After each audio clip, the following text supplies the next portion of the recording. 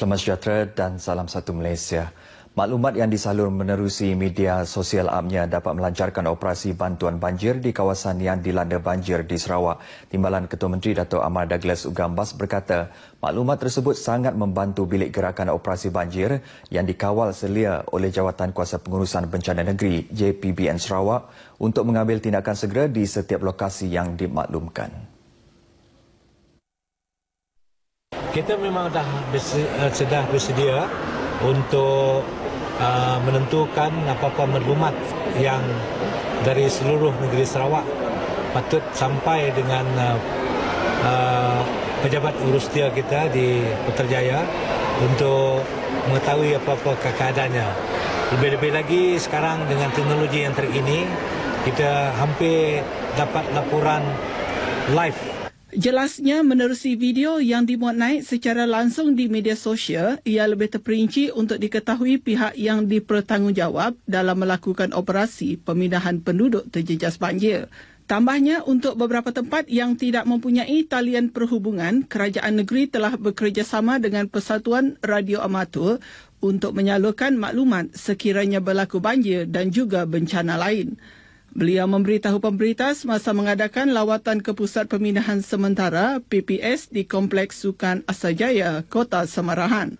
Sementara itu, JPBN Sarawak melaporkan setakat pukul 12.30 malam tadi seramai 3,729 penduduk terjejas banjir melibatkan 1,082 keluarga yang ditempatkan di 27 PPS di seluruh negeri. Daripada jumlah tersebut, 1,831 orang ditempatkan di 9 PPS bahagian Samarahan, 1,179 orang di 9 PPS di bahagian Serian dan 242 orang di 3 PPS di bahagian Bukah. Manakala bahagian Limbang, 2 PPS dibuka menempatkan 115 penduduk, bahagian Sibu 2 PPS dan 1 PPS di bahagian Bintulu menempatkan 282 penduduk. Pada lawatan tersebut, Dato' Amar Douglas Ugah yang juga pengerusi JPBN Sarawak turut menyampaikan sumbangan kit bantuan kepada mangsa banjir di pusat berkenaan. Penduduk yang mendiami kawasan mudah dilanda banjir diminta berwaspada dan peka terhadap keselamatan anak-anak bagi mengelak sebarang kejadian tidak diingini berlaku. Menteri Pelancongan, Kesenian, Kebudayaan, Belia dan Sukan, Dato' Abdul Karim Rahman Hamzah memberitahu penduduk juga perlu mengikuti arahan daripada pihak penguat kuasa sekiranya diarah untuk berpindah ke pusat pemindahan yang berdekatan. Beliau turut menasihati masyarakat agar tidak melakukan sebarang aktiviti rekreasi seperti mandi manda. Menteri itu memberitahu pemberita semasa bersama-sama Timbalan Ketua Menteri, Dato' Amar Douglas Ugambas melawat ke Pusat Pemindahan Sementara PPS di Kompleks Sukan Asajaya, Samarahan. Sementara itu, penduduk terjejas yang ditemui memaklumkan mereka berpuas hati dengan perkhidmatan yang diberikan. Saya dah susah juga. Tapi Naya mesti elak. Naya kena air sebabnya kotor. Bantu juga. Sidak Naya logi askar di tangan aku. Tapi tak okey ga. Ndak kaki bahir dulu kami ada si bahir pakai tahun tau. Atuk bahir badas dah. Tapi sidaya dalam sitik kimeto sitik panggal ngau sitik tilam bahir dan sitik ubat tau cukup. Turut hadir pada lawatan itu Ahli Parlimen Kota Samarahan, Rubiah Wang. Industri pembinaan negara perlu mengadaptasi teknologi hijau terkini bagi mewujudkan lebih banyak bangunan mesra alam. Menteri Kerja Raya Datuk Seri Fadilah Yusof menyatakan konsep hijau amat digalakkan dalam pembinaan pencakar langit baharu termasuk milik kerajaan.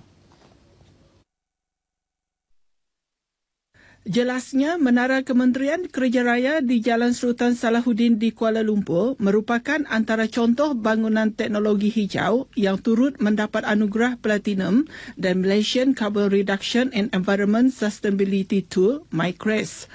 That is the way forward. Government, the commitment of government is untuk memastikan bangunan-bangunan kerajaan mencapai tahap or the adoption of green technology lah.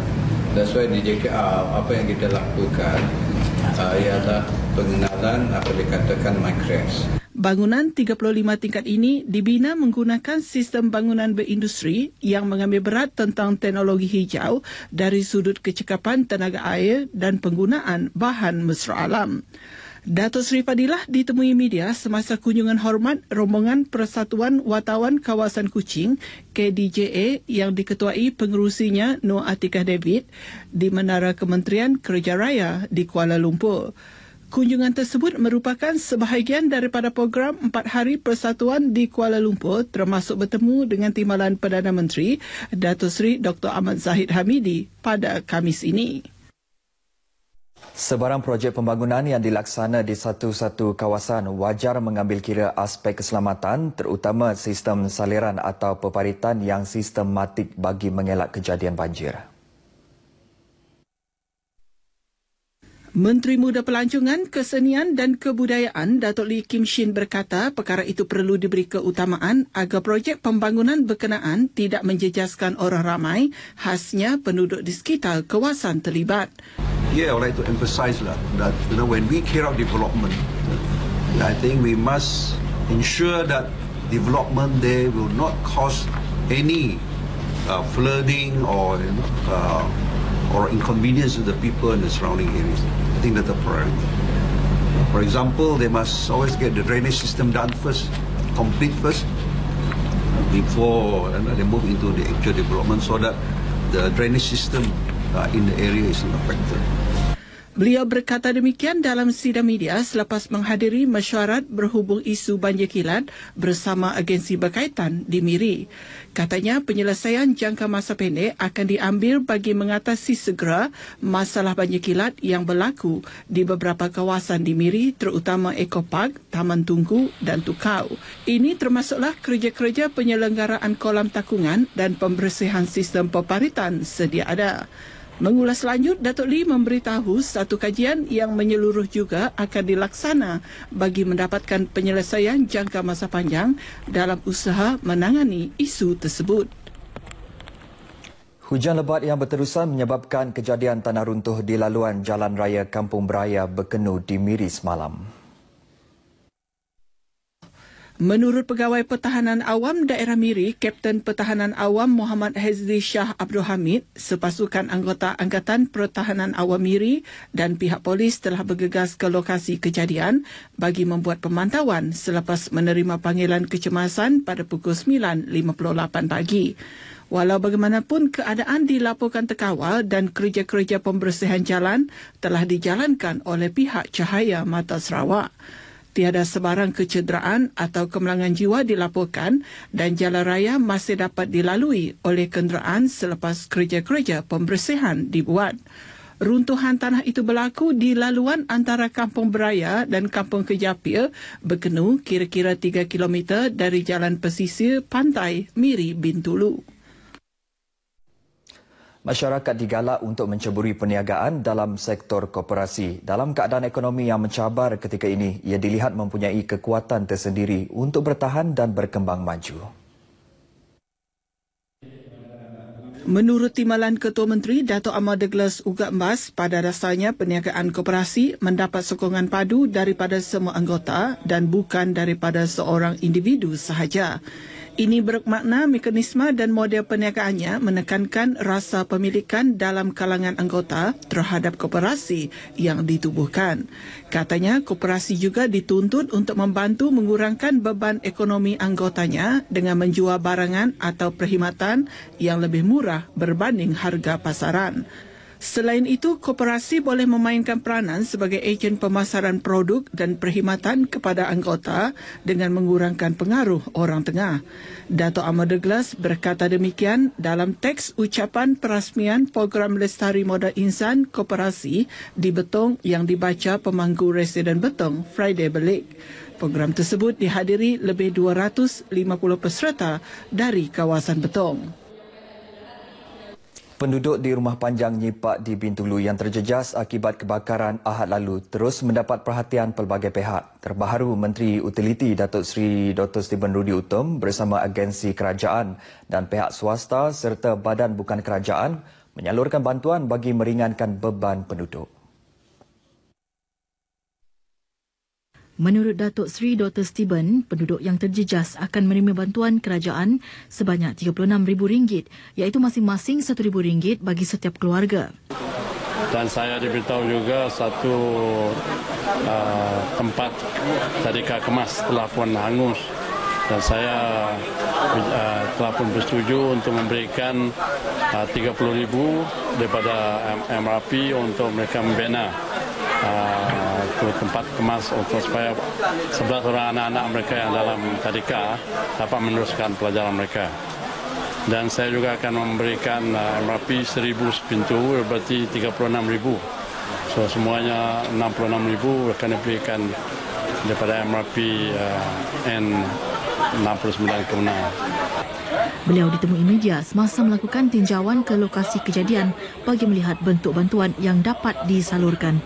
Kesemua mangsa terjejas kini tinggal di rumah saudara mara terdekat sementara menunggu rumah panjang baharui siap yang sememangnya sedang dalam pembinaan.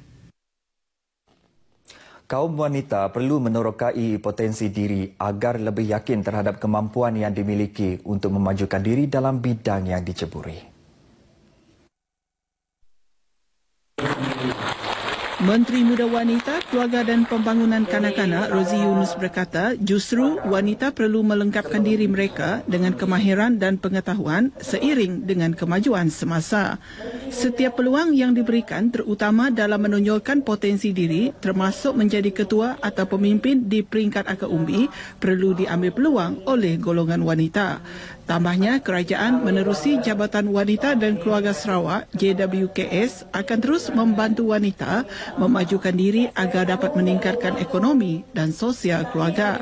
Beliau berucap merasmikan penangguhan program Discover Your Wow Women of Wonder di Miri. Program yang disertai hampir 400 peserta wanita berkenaan turut dihadiri pengarah JWKS Nurul Ahmad.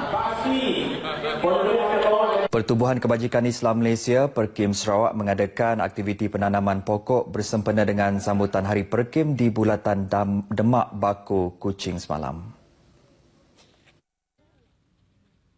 Program anjuran bersama dengan Dewan Bandaraya Kuching Utara DBKU itu turut dihadiri oleh Pengerusi Perkim Sarawak Dato' Hanifah Taib Azri serta warga kerja Perkim.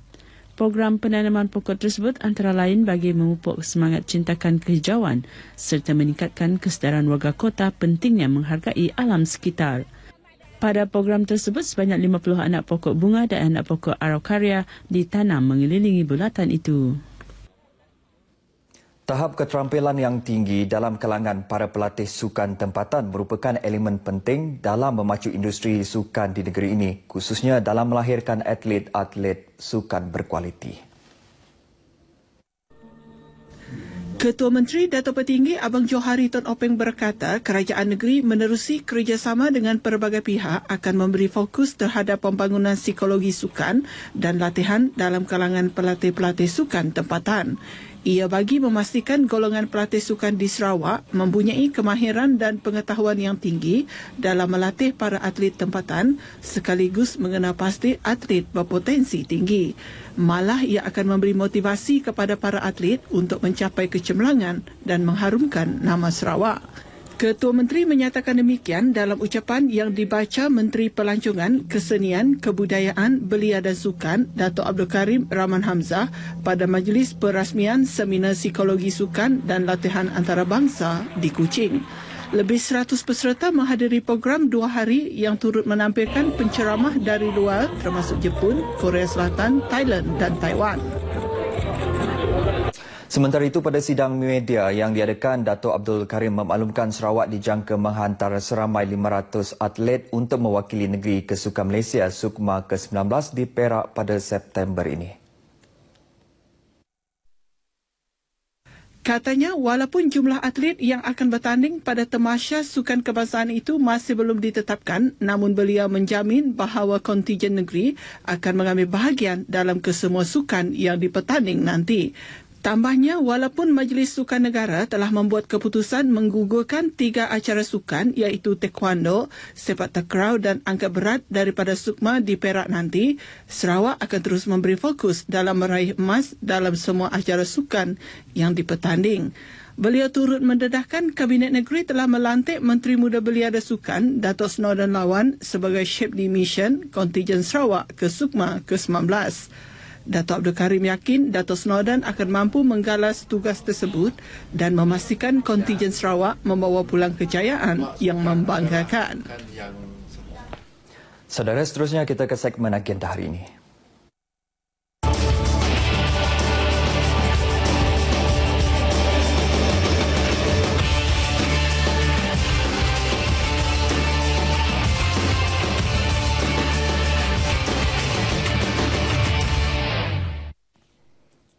Antara liputan dalam agenda hari ini, pada pukul 11.45 pagi, timbalan yang di-Pertua Dewan Negara, Senator Datuk Seri Abdul Halim Abdul Samad melawat Taman Kekal Pengeluaran Makanan di Stesen Pertanian Rampangi, Kuching.